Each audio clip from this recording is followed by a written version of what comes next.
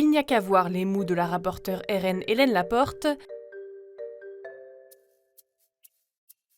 pour comprendre que le débat en commission sur la pétition anti-loi du plomb n'a vraiment pas réconcilié tout le monde sur le sujet. Ils s'arrogent, j'ai les notes de l'audition. Les députés de la commission des affaires économiques se sont réunis ce mercredi 5 novembre pour débattre de l'organisation d'un débat sur la loi du plomb dans l'hémicycle. Le résultat d'une pétition signée par plus de 2 millions de personnes sur le site de l'Assemblée nationale pour demander son abrogation l'été dernier. Sauf que le débat a surtout mis en lumière les désaccords des deux rapporteurs LFI et RN. Aurélie Trouvé et Hélène Laporte, fermement opposées sur le sujet, n'ont visiblement pas retenu la même chose des auditions qu'elles ont pourtant menées ensemble en amont de la commission, notamment sur la dangerosité de l'acétamipride.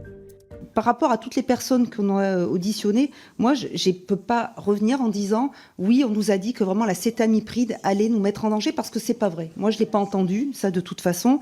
Je rappelle quand même qu'il y a eu cette tribune dans Le Point du docteur Barrière qui expliquait, qui est cancérologue, refusait à cette forme d'enfumage émotionnel, qui expliquait également qu'il fallait préconiser les risques, qu'il n'y avait aucune preuve scientifique pour dire que l'acétamipride, parce qu'on parle toujours de cette même molécule, pouvait être un risque par la suite. Suite aux auditions, oui, l'acétamipride, il nous a été dit, comporte des risques de perturbations endocriniennes et de perturbations du développement neurologique et du développement des cerveaux des enfants.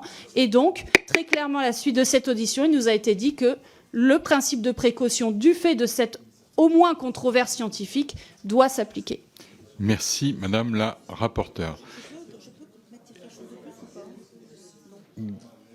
C'est pas l'usage, mais après, pour la prochaine. La France se trouve parent pauvre par rapport aux autres pays européens qui, eux, ne peuvent pas utiliser cet acétamipride.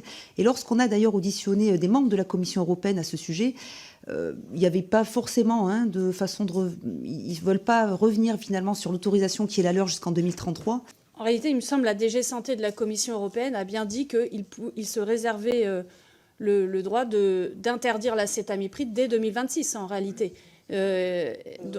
Si, c'est très clair dans l'audition. Dès 2026, ils s'arrogent, j'ai les notes de l'audition.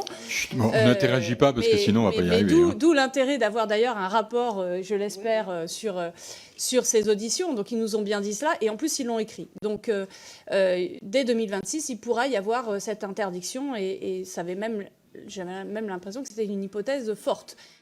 Le président de la commission, Stéphane Travert, a annoncé qu'il saisirait la présidence de l'Assemblée pour demander l'organisation d'un débat dans l'hémicycle cette fois-ci.